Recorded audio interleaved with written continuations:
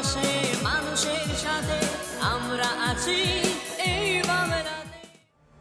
আপনারা দেখছেন সংবাদ শিরোনাম। দেখলেন তো অনেক কিছু, এবার দেখুন নতুন কিছু।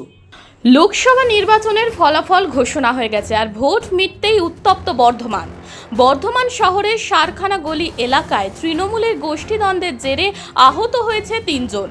বুধবার বেলায় বর্ধমান থানার সামনে বিক্ষোভ দেখাতে থাকে তৃণমূলের একদল কর্মী সমর্থক। গতকাল রাতে তৃণমূলের একদল যুবক ডিজে বাজিয়ে আনন্দ করতে থাকে, আর সেই সময় কিছু মানুষের ওপর অত্যাচার করে। আর ঠিক তেমনই সময় অপর কিছু তৃণমূলের যুবক প্রতিবাদ করাতে তাদের উপর চড়াও হয়। তাদের অভিযোগ, অবিলম্বে যারা মারধর করেছে তাদের গ্রেফতার করতে হবে।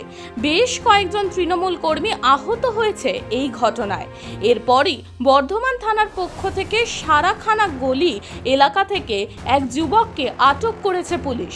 পাশাপাশি পরিস্থিতি নিয়ন্ত্রণ আনতে ঘটনাস্থলে বিশাল কেন্দ্রীয় বাহিনী ও বর্ধমান থানার পুলিশও রয়েছে।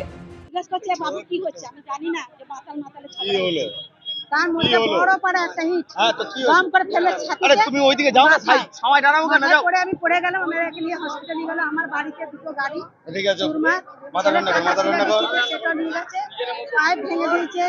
আর বলছে মুসলমানের বাড়ি আর একটা পাশে থাকে, বলছে মুসলমানের বাড়ি মুসলমানের বাড়ি হয়। কারা অত্যাচার করেছে? কারা? অমিত কি পার্টি করে তারা? তৃণমূল করে, তৃণমূলের মুকেশ করে, বিজেপি করে। খোকন দাসের বডিগার্ড ছিল, ওকে বাদ দেওয়া হলো কিসের জন্য? আমি বলছি যখন আমরা জানছি ও তৃণমূল আছে, তো মুসলমান বলে কেন অ্যাটাক করলো? মুসলমান বলে অ্যাটাক করলো কেন? আবার আর একটা মুসলমান ঘর আছে, আর জয় শ্রীরাম শুয়োরের মাংস গায়ে ফেলে দেবো। আপনাদের কতজন আহত আছে? হ্যাঁ, কতজন আহত আছে? 7 জন। এখন অমিত কোথায়? অমিত বাড়ি যাইতে না, পালিয়ে গেছে। ও তো ঝামেলা লাগিয়ে শ্বশুর বাড়ি পালিয়ে যায়। কথা বলবো বলে। আপনারা কি দল করে? হ্যাঁ, আমরা তৃণমূল। সব দিয়ে আছে, কিন্তু তৃণমূলের কোন নেতৃত্বকে জানিয়েছেন?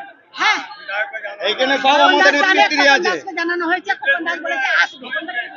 খোকন দাস বললে আসবে, পুলিশকে জানানো হচ্ছে এবারে। মানুষের পাশে মানুষের সাথে আমরা আছি এই বাংলাতে। আপনারা দেখছেন সংবাদ শিরোনাম। দেখলেন তো অনেক কিছু, এবার দেখুন নতুন কিছু।